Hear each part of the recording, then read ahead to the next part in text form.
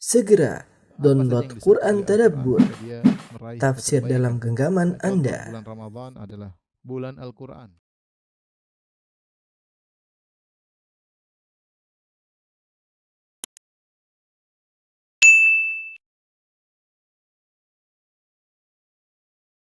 Bismillahirrahmanirrahim. Assalamualaikum warahmatullahi wabarakatuh.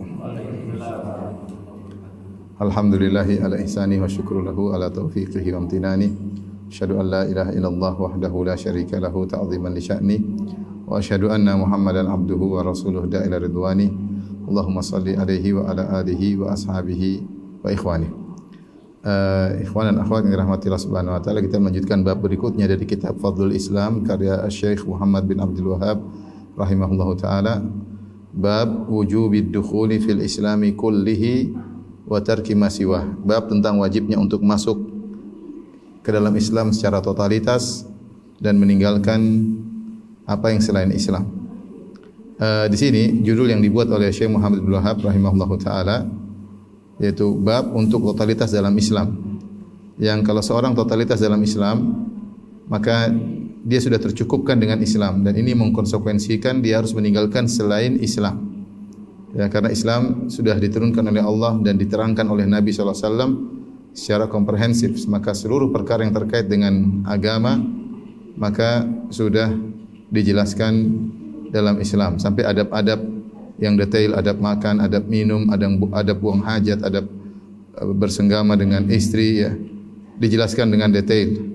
Apalagi terkait dengan peribadatan dan akidah, semuanya telah dijelaskan dengan detail. Bahkan masalah ekonomi juga telah dijelaskan, ya, masalah zakat, masalah sedekah, masalah sosial, masalah hukum-hukum rumah tangga, masalah hukum-hukum bertetangga, semua sudah dijelaskan. Oleh karena kita dapati buku-buku fikih Islami tebal-tebal, ya, karena penjelasannya sangat detail dan mencakup seluruhnya. Saya pernah membaca pernyataan seorang Yahudi, dia adalah seorang yang bernama David Santalana kalau tidak salah. Dia seorang Yahudi tapi dia tinggal di Tunisia dan dia pakar bahasa Arab, sampai dia adalah seorang yang pakar mazhab Maliki. Sehingga kalau orang lihat karya dia disangka dia ulama Islam, padahal dia orang Yahudi. Dia mengakui bahwasanya orang Islam sudah tidak perlu dengan yang lainnya, karena apa yang termaktub dalam Islam sudah cukup mencakup seluruh keperluan mereka dalam menjalani kehidupan mereka di dunia ini. Oleh karena siapa yang totalitas dalam menjalankan Islam, maka dia tidak butuh dengan ajaran yang lain.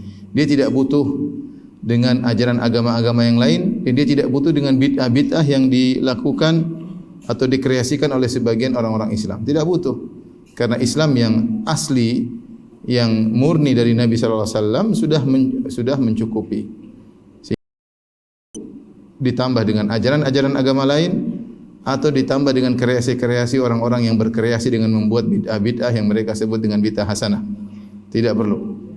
Makanya ketika bab ini dibuat, bab wujubid dukhul fil Islam kullihi, bab wajib untuk bertotalitas dalam berislam, wa tarki ma siwa, dan kewajiban untuk meninggalkan selain Islam, inilah konsekuensi dari totalitas dalam berislam. Kemudian Syekh Muhammad bin Abdul Wahhab rahimahullah taala berdalil dengan firman Allah dalam surat Al-Baqarah ayat 208, ya ayyuhalladzina amanu dukhulu fis silmi kaffah wa la tattabi'u khutuwati syaitan innahu lakum aduwwum mubin. Kata Allah Subhanahu wa taala, wahai orang-orang yang beriman, masuklah kalian ke dalam Islam secara kafah, secara totalitas, secara keseluruhan. Wa la tattabi'u khutuwati syaitan, dan janganlah kalian mengikuti langkah-langkah syaitan, sungguhnya innahu lakum aduwwum mubin, sungguhnya syaitan adalah musuh yang nyata bagi kalian. Perhatikan di sini Allah Subhanahu wa taala berfirman, ya ayyuhalladzina amanu, wahai orang yang beriman, udkhulu fis silmi. As-silmi ada dua pendapat as-silmi, ya. As-silmi ada yang mengatakan dari al-musalamah. Al-musalamah itu berdamai secara bahasa, ya. Atau as-silmi maksudnya adalah al-istislam, menyerahkan diri. Al-istislam, menyerahkan diri, maksudnya al-Islam. Ya, kalau kita artikan as-silmi, masuklah kalian ke dalam silmi, yaitu masuklah kalian dalam perdamaian, maksudnya sebagaimana perkataan Tahir bin Ashur dalam kitabnya Tahrir wa Tanwir, maksudnya masuklah kalian dalam perdamaian bersama Allah. Itu jangan kalian cari masalah dengan Allah dengan membangkang perintahnya, dengan maksiat kepadanya. Karena siapa yang bermaksiat kepada Allah, maka sungguhnya dia menyatakan peperangan kepada Allah Subhanahu wa taala. Allah berkata kepada orang-orang yang praktisi riba, kata Allah Subhanahu wa taala, fa'dhanu biharbim minallah. Hendaknya mereka mengetahui adanya peperangan dari Allah Subhanahu wa taala. Nyatakan perang terhadap mereka. Siapa yang makan riba berarti dia berperang dengan Allah Subhanahu wa taala. Demikian juga dalam hadis qudsi kata Allah Subhanahu wa taala, man adali waliyan faqad adantuhu bil harbi. Siapa yang memusuhi waliku maka sungguhnya aku telah mengumumkan perang dengannya. Maka seorang jangan membangkang perintah Allah Subhanahu wa taala. Karena kalau dia membangkang seakan-akan dia menentang syariat Allah Subhanahu wa taala, maka dia masuklah dalam perdamaian bersama Allah. Caranya bagaimana? Totalitas terhadap segala perintah Allah Subhanahu wa taala. Ini tafsir dari sebagian ulama. Namun kebanyakan ulama menafsirkan as-silmi dengan al-Islam.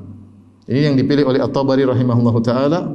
Ibnu Jarir At-Tabari dalam tafsirnya mengatakan as-silmi adalah al-Islam.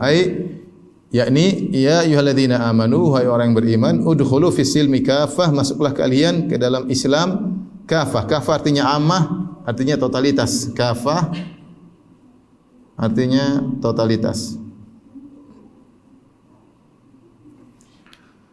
Masuklah kalian dalam Islam secara totalitas. Setelah itu wala tattabi'u khutuwati syaitan, kelaziman dari kalian mengikuti Islam secara totalitas, maka janganlah kalian mengikuti langkah-langkah syaitan. Sungguhnya syaitan adalah musuh bagi kalian yang nyata. Saya bacakan perkataan Ibnu Jarir At-Tabari untuk menjelaskan perkataan Syekh Muhammad bin Abdul Wahhab rahimahullah taala dan bagaimana Syekh mengambil istinbat hukum bahwasanya ini bukan kreasi beliau tapi ini beliau mengambil dari perkataan para ulama yaitu Ibnu Jarir At-Tabari yang tidak salah di abad ketiga atau abad keempat ya. Yang dikenal dengan Imamul Mufassirin, yaitu imamnya para ahli tafsir. Beliau berkata, saya bacakan, yakni jalla thana'uhu bidzalik, maksud Allah dengan ayat ini, Allah berfirman, i'lamu ayyuhal mu'minun, i'malu ayyuhal mu'minun bi syara'il islami kulliha. Wahai orang-orang beriman sekalian, beramalah dengan syariat Islam secara totalitas, secara keseluruhan. Wadkhulu fit tasdiqi bihi qawlan wa amalan, dan masuklah kalian dalam membenarkan Islam baik secara perkataan maupun secara perbuatan. Kalau kalian membenarkan Islam secara perkataan, benarkanlah pula Islam dengan perbuatan dengan mempraktikkan Islam secara totalitas. Wada'u tara'iqa syaitan wa atharahu, dan tinggalkanlah jalan-jalan syaitan dan jejak-jejaknya. Antattabi'uha, jangan sampai kalian mengikuti langkah-langkah syaitan adapun mengikuti langkah jejak-jejak langkah-langkahnya. Fa innahu lakum aduwwum mubin, karena syaitan adalah musuh yang nyata bagi kalian. Kemudian beliau berkata, wa tariqu syaitan alladzi nahahum an yattabi'uhu huwa ma khalafa hukmal Islam wa syara'i'ahu. Dan jalan syaitan yang Allah melarang kaum mukminin untuk mengikuti jalan syaitan. Apa itu jalan syaitan? Itu seluruh perkara yang menyelisihi syariat Islam.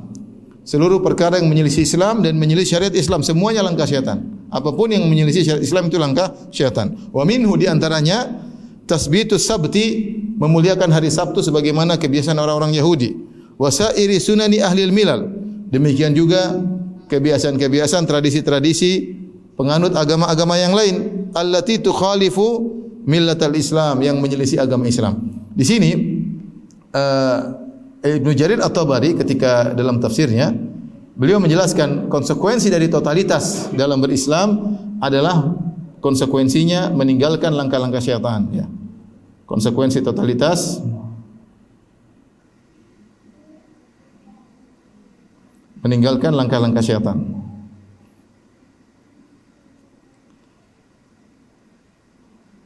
Nah, langkah-langkah syaitan beliau tafsirkan di antaranya adalah yaitu semua yang menyelisih syariat, semua yang menyelisih syariat. Menyelisih syariat. Di antaranya adalah jalan-jalan umat-umat terdahulu, yaitu sunnah-sunnah atau ajaran-ajaran ya umat-umat terdahulu. Semua ajaran mereka tidak perlu kita ikuti karena Islam sudah sempurna. Kata Allah Subhanahu wa taala, "Al-yauma akmaltu lakum dinakum." Pada hari ini telah aku sempurnakan bagi kalian agama kalian. Untuk beribadah sudah sempurna. Enggak perlu niru-niru agama yang lain. Untuk berakidah juga sudah sempurna. Meyakini tentang Allah sudah sempurna, enggak perlu kita buka buku-buku agama yang lain. Tidak perlu kita mengikuti ajaran-ajaran Yahudi, tidak perlu kita mengikuti ajaran-ajaran Nasara, apalagi filsafat, apalagi Hindu, Buddha, tidak perlu. Islam sudah sempurna dalam menjelaskan akidahnya dan Islam sudah sempurna dalam menjelaskan peribadatannya. Taib. Allah Subhanahu wa taala berfirman, Ya ayyuhalladzina amanu dukhulu fis silmi kafah. Wahai orang yang beriman, masuklah kalian ke dalam Islam secara totalitas. Jangan sampai kalian ketika masuk Islam memilih-milih mana yang sesuai hawa nafsu diikuti, yang tidak sesuai ditinggalkan. Seperti sebagian kita seperti itu ketika menjalankan Islam, yang ini cocok dengan tujuan duniawi saya maka saya lakukan, yang ini tidak cocok dengan pekerjaan saya, tidak cocok dengan duniawi saya maka saya tinggalkan. Jadi dia memilih Islam sesuai dengan hawa nafsu. Ini tidak boleh, kita tundukkan hawa nafsu kita kepada Islam. Ya. Bukan Islam yang kita suruh beradaptasi dengan hawa nafsu kita. Atau sebagian orang yang mengatakan ini Islam saya ikuti karena sesuai dengan tradisi saya.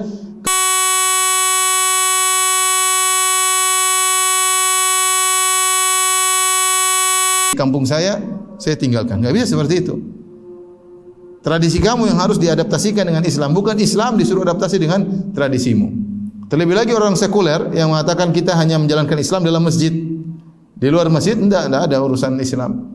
Mau urusan apapun, urusan politik, urusan keluarga, urusan warisan, itu di luar Islam, di luar masjid enggak ada. Kita Islam dalam masjid saja. Salat, ibadah ya dalam masjid kita jalankan Islam. Adapun di luar itu hukum-hukum kita tidak menggunakan Islam, inilah sekulerisme. Ini semua model-model tidak berislam secara totalitas, tidak berislam secara totalitas. Oleh karenanya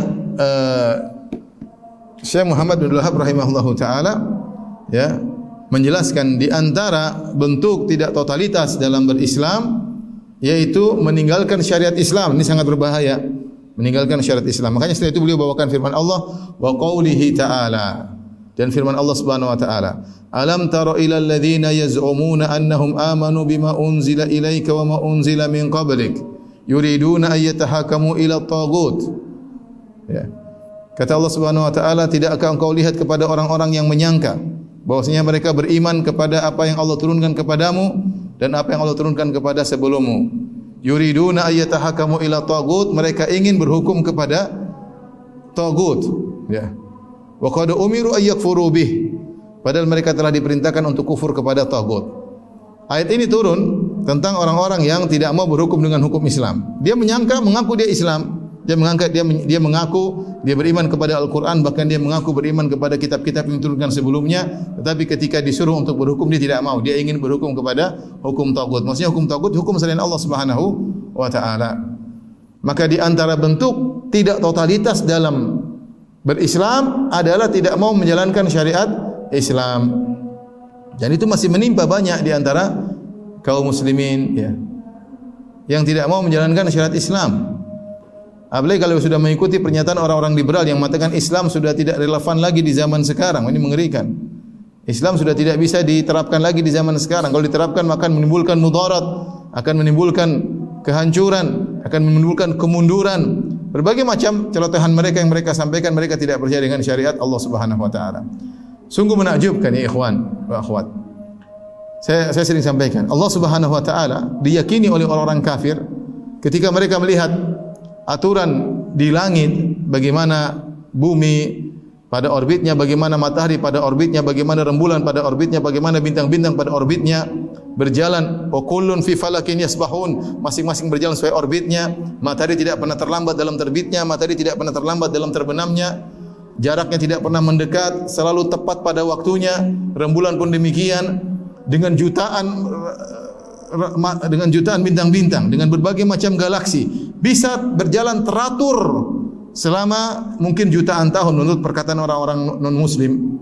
Mereka yakin bahwasanya ada zat yang maha kuasa yang menurunkan sistem hukum alam sunnatullah yang luar biasa sehingga bisa menjalankan peredaran benda-benda langit jutaan tahun dengan stabil dan bagus, padahal begitu kompleksnya berbagai macam benda-benda tersebut. Masing-masing punya gravitasi sendiri. Tapi bagaimana Allah susun sehingga bisa berjalan dengan teratur. masing-masing pada orbitnya. Kita bicara tentang hukum langit. Kita bicara tentang hukum dunia, enggak usah jauh-jauh. Di dunia ini banyak sekali ciptaan Allah yang menakjubkan. Contoh Allah mengatakan, "Wa fi anfusikum afala tubsirun."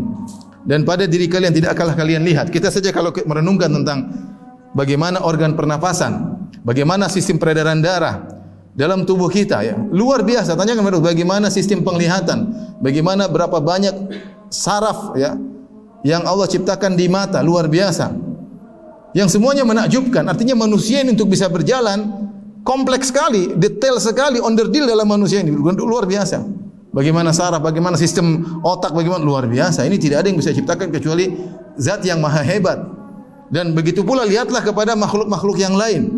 Ya, Allah mengatakan, "Ya ayuhan nasu duriba mathalun fastami'u lah. Innal ladzina tad'una min dunillahi la yakhluqu dzubaban wa la yajtama'u lah." Wahai manusia sekalian, dibuat perumpamaan bagi kalian, ya, maka dengarkanlah. Sungguhnya yang kalian sembah selain Allah tidak mampu menciptakan meskipun hanya seekor lalat, meskipun mereka bersatu padu untuk menciptakan seekor lalat, mereka tidak mampu. Lalat dengan hewan yang hina tersebut, tetapi sistemnya sempurna. Dengan mata fasetnya, dengan gerakannya, sempurna masuk dalam ekosistem suatu yang ada di atas muka bumi. Luar biasa. Kita enggak usah bicara lalat saja, enggak ada yang bisa ciptakan lalat. Artinya, sun Allahil alladzi atqana kulla syai', demikianlah ciptaan Allah yang profesional dalam segala ciptaannya.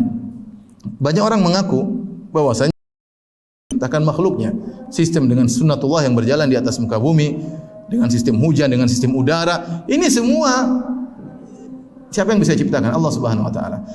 Kalau kamu sudah yakin Allah begitu hebat menjalankan sistem langit, Allah begitu hebat menjalankan sistem bumi, ketika Allah turunkan sistem untuk kamu, hukum-hukum Allah, yang kamu itu ciptaan Allah, yang langit ciptaan Allah, yang bumi ciptaan Allah, Allah yang tahu lebih relevan apa yang lebih relevan buat kamu. Sampai hari kiamat Allah turunkan Al-Quran, kamu tidak terima. Subhanallah. Bagaimana kau mengakui bahwasanya Allah hebat dalam menciptakan semua sistem ini ketika Allah tawarkan suatu sistem kehidupanmu dengan menurunkan syariatnya, engkau tidak mau. Yuriduna ayatahakamu ila tagut. Mereka meninggalkan syariat Islam, mereka ingin menjalankan syariat selain Allah Subhanahu wa taala. Afa hukmal jahiliyati yabghun? Apakah mereka mencari hukum jahiliyah, meninggalkan? Apakah mereka mau menyaingi hukum produk Tuhan mereka dengan produk mereka sendiri? Ya.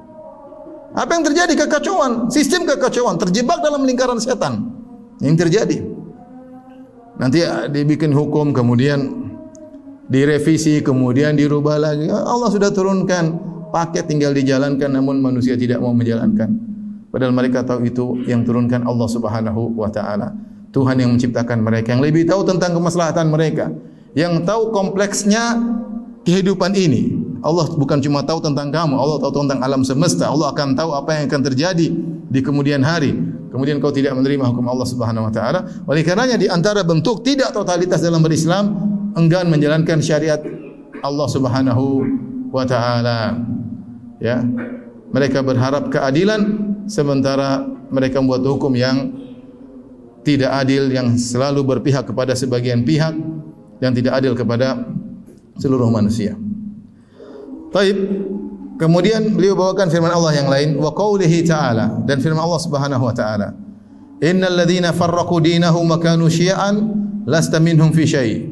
Sungguhnya orang-orang yang memecah belah agama mereka dan mereka menjadi berkelompok-kelompok, lasta minhum fi syai', maka tidak ada kaitanmu dengan mereka sama sekali. Kau tidak punya pertanggungjawaban kepada mereka sama sekali. Syekh Muhammad bin Abdul Wahhab rahimahullah taala membawakan ayat ini untuk menjelaskan bahwasanya di antara konsekuensi tidak totalitas adalah mengikuti jalan-jalan orang-orang ahlul kitab terdahulu, ya. Ahlul kitab terdahulu. Jalan-jalan Nasara, jalan-jalan Yahudi yang mereka tercerai-berai, ya. Innal ladzina farraqu dinahum wa kanu syi'an.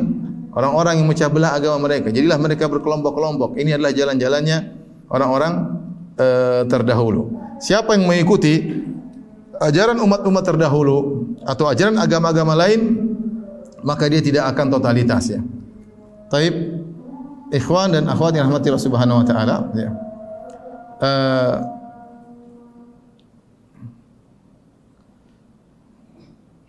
Konsekuensi dari tadi sudah kita sebutkan dari dari totalitas dalam berislam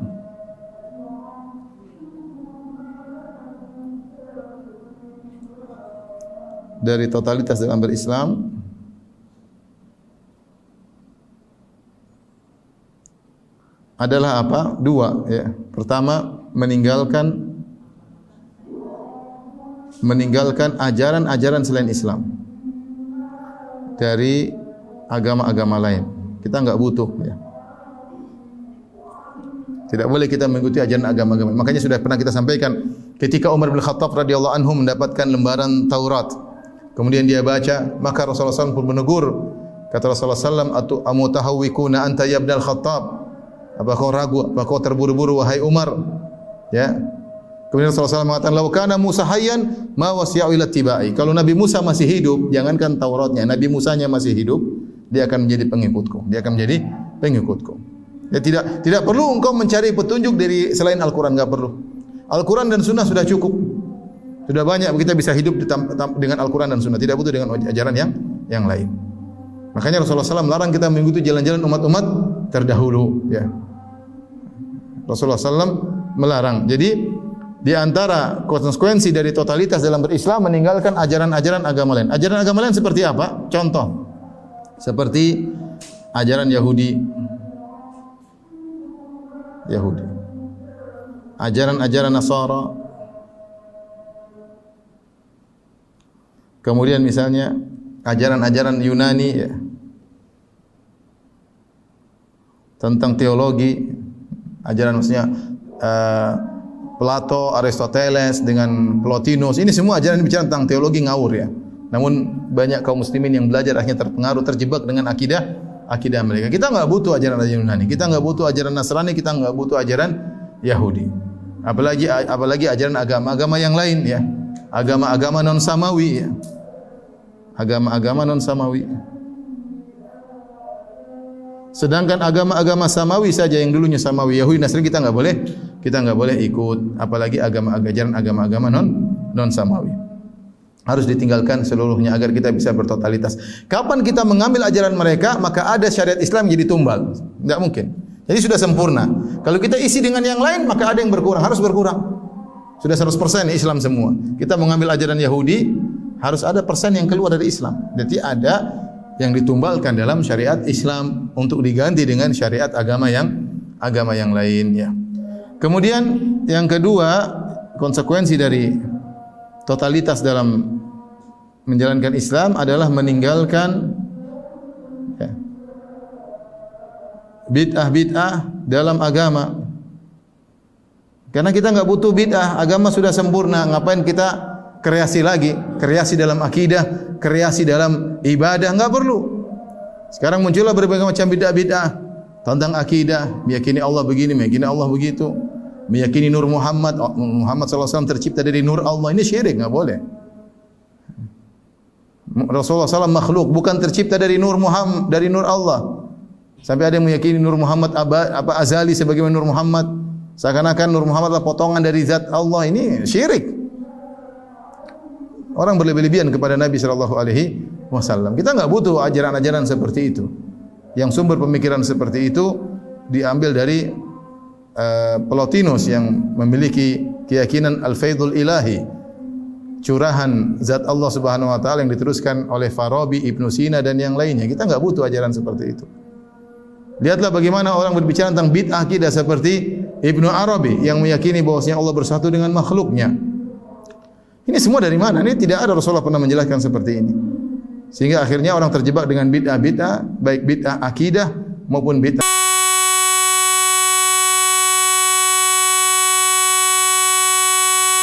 Ikuti ini akibatnya apa?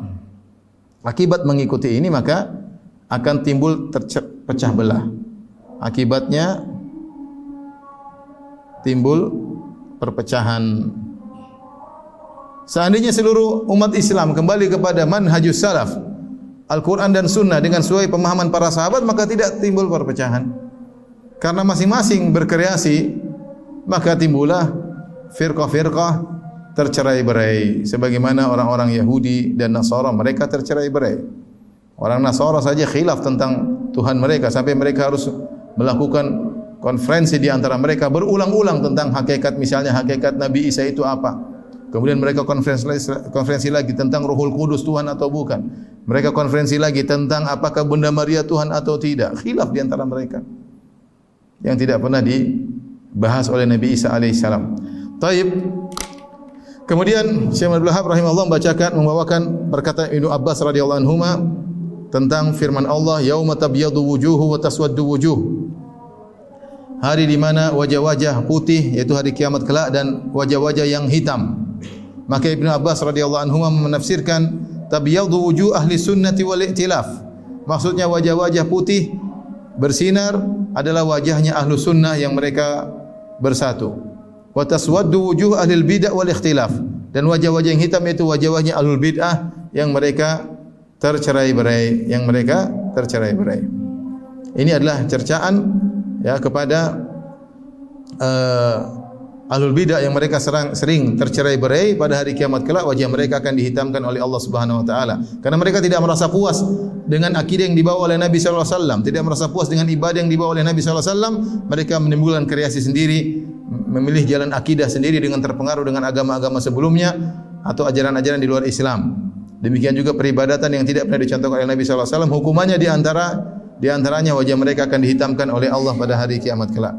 Kemudian Syekh Muhammad bin Abdul Wahab membawakan asar berikutnya an Abdullah bin Amr radhiyallahu taala anhuma qala Rasulullah sallallahu alaihi wasallam, dalam satu hadis Rasulullah sallallahu alaihi wasallam bersabda tentang bagaimana semangatnya kaum muslimin mengikuti umat-umat terdahulu. Kata Nabi sallallahu alaihi wasallam, la ya'tiyanna ala ummati ma ata ala bani Israil hadzwan na'li bin na'li. Sungguh akan terjadi pada umatku apa yang pernah terjadi pada Bani Israel, yaitu Yahudi Nasrani.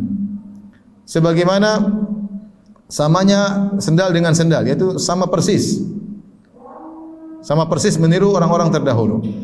Hatta in kana minhum man ata ummahu alaniyatan kana fi ummati man yasna'u dzalik. Bahkan kalau ada orang Yahudi atau Nasrani yang menzinahi ibunya secara terang-terangan, akan ada di umatku yang melakukannya. Wa inna bani Israil tafarraqat ala 72 millah, dan sungguhnya Bani Israel terpecah belah menjadi 72 golongan. Kemudian Rasulullah SAW bersabda, wa taftariqu hadhihi al-ummatu ala 73 millah. Adapun umatku akan terpecah menjadi 73 golongan. Kulluhum finnar illa millatan wahidah. Semuanya di neraka kecuali satu golongan. Qalu wa man hiya ya Rasulullah? Siapa golongan yang selamat? Kata Rasulullah SAW, ma ana alaihi wa ashabi. Itu jalan yang aku dan para sahabatku berada di atasnya. Ini jalan selamat. Sederhana ya.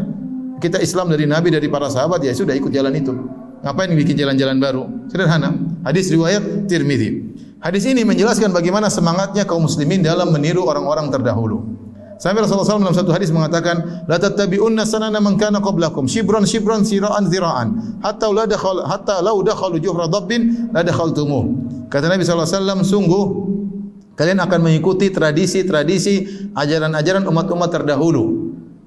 Sejengkal sama dengan sejengkal, zira'an zira'an, itu sama persis. Sampai kalau ada di antara mereka, sampai kalau mereka masuk dalam lubang dhab, kalian pun akan masuk dalam lubang tersebut. Artinya Rasulullah SAW menjelaskan bagaimana semangatnya kaum muslimin untuk meniru umat-umat terdahulu. Sampai kalau ada yang masuk dalam lubang, dhab itu adalah hewan, kadal gurun. Kadal gurun ya. Kadal gurun ya. Yang kadal gurun tersebut memiliki lubang, dia punya lubang masuk, lubang keluar. Lubangnya berkelok-kelok. Ya, mungkin lubang ular mungkin lurus, tapi dia lubangnya berkelok-kelok. Ya. Masuk kemudian lurus, kemudian naik lagi, lurus lagi. Susah. Dan lubangnya kecil. Kalau seandainya ada Yahudi atau Nasrani yang masuk lubang tersebut, akan ada orang Islam yang mengikutinya.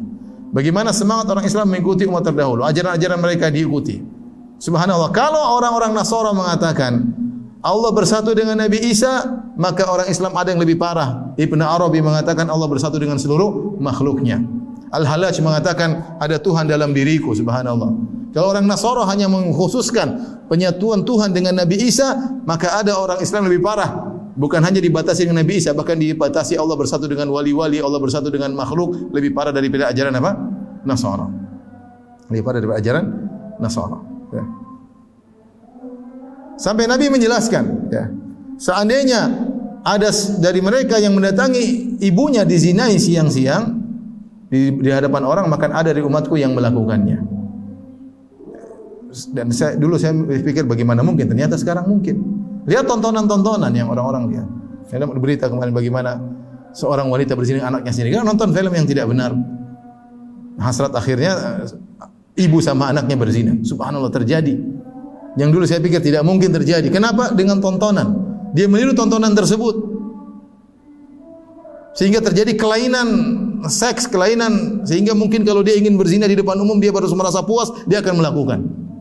Kenapa tontonan? Kalau mungkin dulu kita gimana mungkin ada. Sekarang mungkin terjadi dan sudah terjadi. Misalnya berita di Indonesia, seorang ibu berzina dengan anaknya sendiri. Sama-sama nonton film enggak benar, kemudian berzina. Ditangkap oleh masyarakat. Subhanallah. Ya. Oleh karenanya, ya, semangatnya kaum muslimin mengikuti sunnah-sunnah umat terdahulu. Apalagi kaum muslimin banyak merasa melihat orang-orang Yahudi Nasara adalah orang-orang yang hebat, yang maju, kemudian diikuti segalanya. Diikuti segalanya. Tidak punya jati diri. Merasa Islam keterbelakangan. Sehingga ketika melihat orang-orang yang seperti ini, maka mereka semangat mengikuti. Taib, di antara hal yang diikuti oleh orang-orang Islam kepada orang-orang Ahlul Kitab adalah perpecahan. Adalah perpecahan. Kenapa bisa terpecah? Karena tidak totalitas dalam beragama. Mengambil akidah dari ajaran-ajaran selain Islam. Rasulullah SAW bersabda, Yahudi terpecah menjadi 71, Nasara terpecah menjadi 72, sataftariqu hadhil ummah, dan umat ini akan terpecah menjadi 73 golongan. Seluruhnya di neraka kecuali satu. Sahabat bertanya, siapa yang selamat tersebut? Maka Rasulullah SAW kasih barometer, siapa yang selamat? Ma ana alaihi wa ashabi, yaitu golongan yang berada di atas jalanku dan jalan para sahabatku. Ini benar-benar sangat logis dan sangat sederhana, bisa kita pahami dengan jelas bahwasanya kalau mau selamat ya ikut jalan Nabi dan ikut jalan para sahabat. Bismillah, ikhwan dan akhwat yang rahmati Allah Subhanahu wa taala. Rasulullah SAW memberikan jalan yang mudah untuk selamat, yaitu untuk totalitas adalah mengikuti ajaran Nabi SAW dan para sahabat. Karena kalau kita tidak batasi ajaran Nabi dan para sahabat, maka ajaran tidak ada habis-habisnya. Orang bikin kreasi ini, kreasi anu, kreasi ini, kreasi tidak akan ada hentinya. Di sana punya kreasi sendiri, sini punya sendiri, mau ikut yang mana? Ya. Makanya dalam hadis yang lain Rasulullah SAW bersabda, "Innahu may ya'ish minkum fasayara ikhtilafan katsiran." Sungguhnya siapa yang hidup di antara kalian setelah aku tiada, maka dia akan melihat banyak perselisihan dalam masalah agama. Apa solusinya? Fa alaikum bi sunnati wa sunnatil khulafa'ir rasyidin al-mahdiyyin min ba'di. Maka berpegang teguhlah dengan sunnahku dan sunnah para sahabatku. Adzu 'alaiha bin nawajid, gigitlah dengan geraham kalian. Wa iyyakum wa muhdatsatil umur, dan waspada kalian daripada perkara-perkara yang baru dalam agama. Fa inna kulla bid'atin dhalalah, karena setiap bid'ah adalah sesat, ya. Al-Imam Malik berkata, "Faman lam yakun yauma idzin dinan falan yakun al-yauma dinan." Apa yang di zaman Nabi sallallahu alaihi wasallam bukan agama, maka zaman sekarang tidak bakalan menjadi agama. Tidak mungkin. Kalau ada sesuatu di zaman Nabi bukan agama, sekarang dianggap agama, maka Nabi dan para sahabatnya tidak tahu agama tersebut. Berarti Allah telah menyembunyikan keutamaan hal tersebut. Tidak dilakukan oleh Nabi, tidak diyakini oleh Nabi, tidak dilakukan oleh para sahabat, tidak dilakukan oleh tabi'in. Kemudian Allah simpan, Allah berikan kepada umat belakangan. Konsekuensinya demikian. Maka kaidah yang disebutkan oleh Nabi jelas. Apa itu jalan selamat? Ma ana alaihi wa ashabi al-yaum. Yaitu jalan yang aku dan para sahabatku tempuh. Sudah, jangan cari macam-macam tentang Islam. Nabi lakukan, sahabat lakukan jika tidak. Dan itu kaidah ditekankan oleh Imam Malik. Kata Imam Malik rahimahullah taala, "Faman lam yakun yauma idzin dinan falan yakunal yauma dina." Apa yang di zaman Nabi bukan agama, zaman sekarang juga bukan agama. Maka aneh. Di zaman kita ini perkara yang dianggap agama, bahkan dianggap wajib. Kalau kita tidak melakukannya kita dihina, dicerca, sementara Nabi dan para sahabat tidak ada yang melakukan. Apakah kan lebih merasa baik daripada Nabi dan para sahabatnya? Perkara itu baik atau tidak? Kalau itu baik, kenapa Nabi dan para sahabatnya tidak tahu dan tidak pernah melakukannya? Terus kamu tahu sekarang. Logika sangat sederhana. Seperti logika inilah yang merasa bisa melakukan kebaikan-kebaikan meski tidak dilakukan oleh Nabi dan para sahabat, yang menyebabkan terjadi perpecahan. Masing-masing berkreasi. Timbullah namanya Rafidhah, timbullah namanya Khawarij, timbullah namanya Mu'tazilah, timbullah namanya Murji'ah. Kemudian mereka tercerai-berai menjadi berbagai macam kelompok dan pemikiran-pemikiran mereka masih terwarisi sampai sekarang. Jalan Islam untuk totalitas mudah, totalitas salah dalam berislam dengan mengikuti Islamnya Nabi dan para sahabat. Selesai, mudah. Oleh karena ketika Imam Ahmad bin Hanbal mendebat Ahmad ibn Abi Du'ad, seorang tokoh Mu'tazilah yang memaksa orang-orang untuk mengatakan Al-Quran itu makhluk. Imam Ahmad mendebat di depan khalifah. Kata Imam Ahmad, wahai fulan, kau harus mengatakan Al-Quran itu makhluk, bukan sifat Allah. Apakah perkara ini pernah disuruhkan oleh Nabi Muhammad SAW? Kata dia tidak pernah. Tapi pertanyaanku berikutnya, kalau Nabi tidak pernah menyuruhkan perkara ini, apakah Abu Bakar setelah wafatnya Nabi pernah menyuruhkan hal ini? Kata dia tidak pernah. Tapi Abu Bakar tidak pernah menyuruhkan. Umar, Utsman, Ali bin Abi Thalib pernah menyuruhkan suara ini kepada umat bahwasanya Al-Quran itu makhluk? Kata dia tidak pernah. Nah, kalau Nabi dan para sahabat tidak pernah menyuruhkan, kenapa kau serukan kepada umat? Kalau kita mau terapkan ini banyak sekali, kita bisa bantah akidah-akidah yang menyimpang. Apakah akidah seperti ini pernah disuruhkan Abu Bakar dan Umar? Enggak pernah, ya sudah, ngapain kita meyakini hal tersebut? Demikian juga ibadah-ibadah yang menyimpang. Ibadah ini pernah dilakukan oleh Abu Bakar dan Umar atau tidak? Mana yang lebih mengerti tentang ajaran Rasulullah SAW? Mana yang lebih cinta kepada Nabi SAW? Kamu apa Abu Bakar yang rela mengorbankan jiwa dan raganya, yang berinfak dengan seluruh hartanya untuk Nabi SAW? Apakah dia kurang cinta kepada Nabi? Lantas apakah dia mengerjakan hal tersebut atau tidak? Kalau dia tidak pernah kerjakan, bagaimana kau mengerjakan yang tidak pernah dikerjakan oleh Abu Bakar? Apakah luput dari Abu Bakar kemuliaan yang tidak luput kepadamu? Logika sederhana. Kalau kita berpegang teguh dengan manhaj Nabi, melakukan apa yang dilakukan Nabi dan para sahabatnya, tidak ada perpecahan. Tapi ketika masing-masing berkreasi, maka timbullah perpecahan. Jadi perpecahan ini akibat dari tidak totalitas dalam beragama.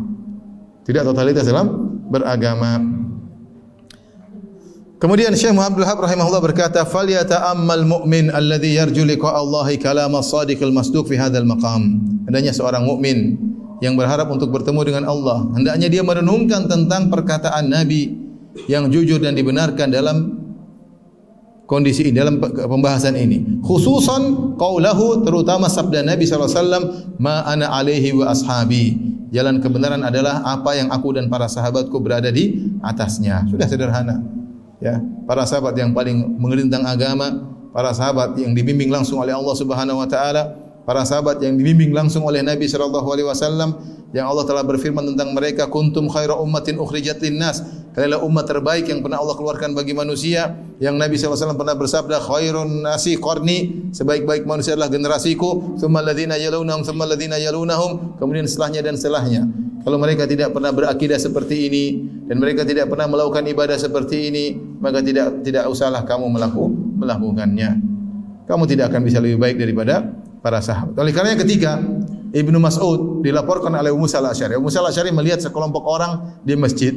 Mereka berzikir, ada satu pimpinannya berkata, "Halilu mi'ah." Ini hadis riwayat yang hasan dalam Musnad Ad-Darimi. Satu pemimpin berkata, "Halilu mi'ah," bertahlilah 100 kali. La ilaha illallah, la ilaha illallah, rame-rame 100 kali. Kemudian sabbihu mi'ah, bertasbih, ada yang pimpin 100 kali. Subhanallah, subhanallah, itu rame-rame dengan paduan suara.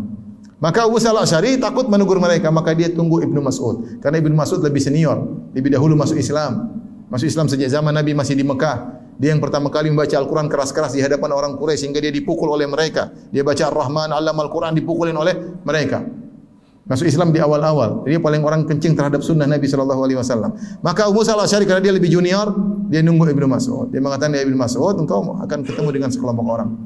Maka Ibnu Mas'ud berjalan menuju masjid tersebut.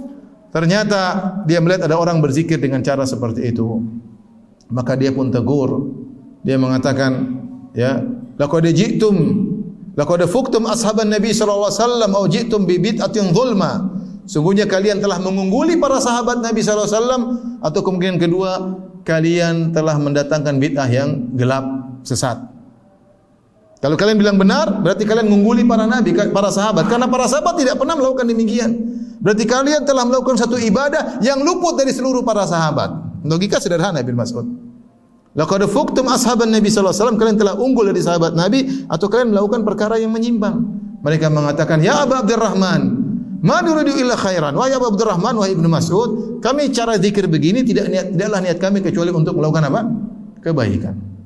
Kata Ibnu Mas'ud radhiyallahu taala anhu, "Wa kam min muridin lil khair lan yusibahu Betapa banyak orang menginginkan kebaikan namun dia tidak meraihnya, tidak mendapatkannya.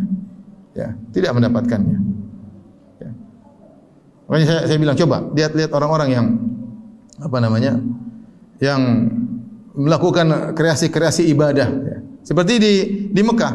Kalau kita habis tawaf, ada salat 2 rakaat setelah tawaf. Setelah itu kita sa'i. Sebagian orang Indonesia setelah sa'i salat lagi 2 rakaat. Tapi umrahnya Nabi cuma selesai sa'i potong rambut. Kenapa kau bikin lagi salat 2 rakaat setelah apa? Sa'i. Kreasi. Berarti kesimpulannya umrah Nabi kurang lengkap, umrahmu lebih lengkap. Ya enggak? Selesai. Nah, ini niat saya baik. Niat kamu baik tapi Nabi umrahnya tidak seperti kamu. Tapi kalau ada yang tambah lagi kreasi, kamu 2, saya 4 rakaat setelah sa'i. Dia tambah lagi kreasi. Ada kreasi, saya habis tawaf tidak 2 rakaat, saya habis tawaf saya 4 rakaat. Akhirnya kalau dibuka pintu kreasi, akhirnya bertambah-tambahlah tata cara umrah yang tidak pernah diajarkan oleh Nabi sallallahu alaihi wasallam. Kita bilang salat 2 rakaat setelah sa'i bid'ah, tidak pernah dicontohkan oleh Nabi. Tertolak. Kenapa? Karena kau menganggap umrahmu lebih baik daripada umrahnya Nabi sallallahu alaihi wasallam. Seperti Ibnu Umar menegur seorang bersolawat setiap habis bersin. Ketika wahing dia bersin, dia mengatakan alhamdulillah wassalatu wassalamu ala rasulillah. Enggak boleh.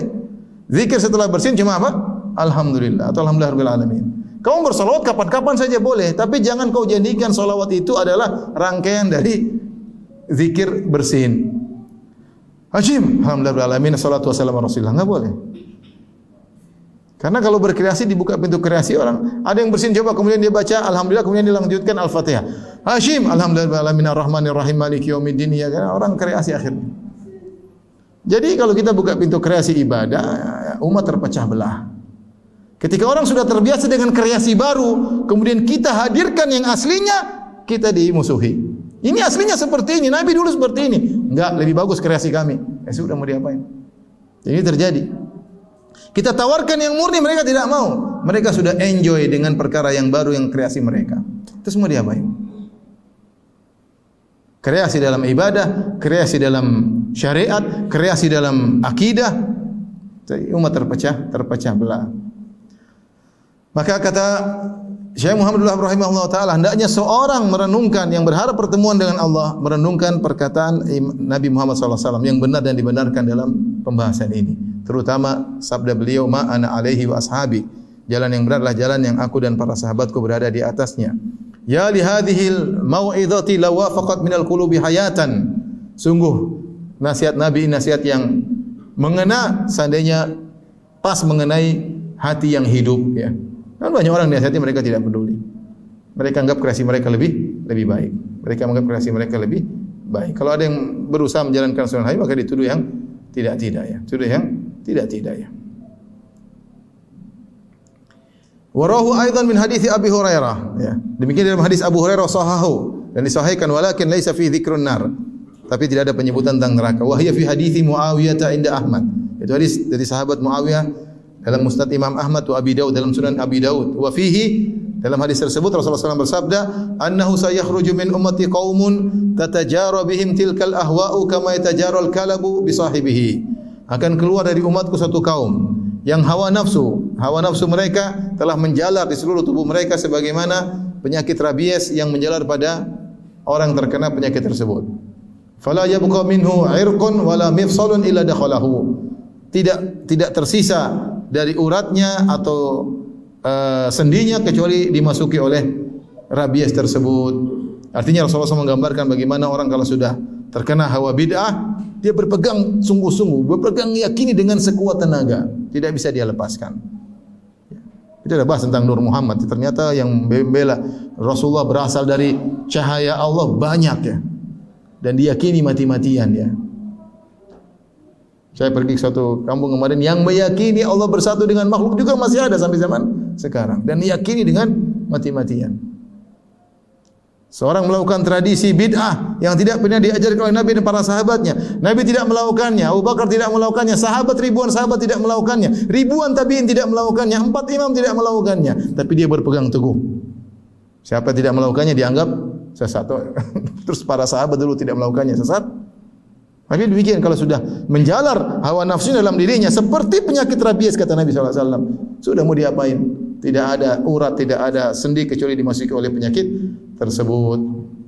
Wa qad taqaddama qauluhu, dan telah lalu sabda Nabi sallallahu alaihi wasallam, di antara orang yang paling dibenci oleh Allah, wa mubtaghin fil islami sunnatal jahiliyah, orang mencari sunnah jahiliyah untuk dimasukkan dalam Islam. Inilah ikhwan dan akhwat yang rahmati Allah Subhanahu wa taala yang bisa kita sampaikan pada kesempatan kali ini. Wallahu a'lam bishawab. Demikian saja, wabillahi taufiq wal hidayah. Assalamualaikum warahmatullahi wabarakatuh.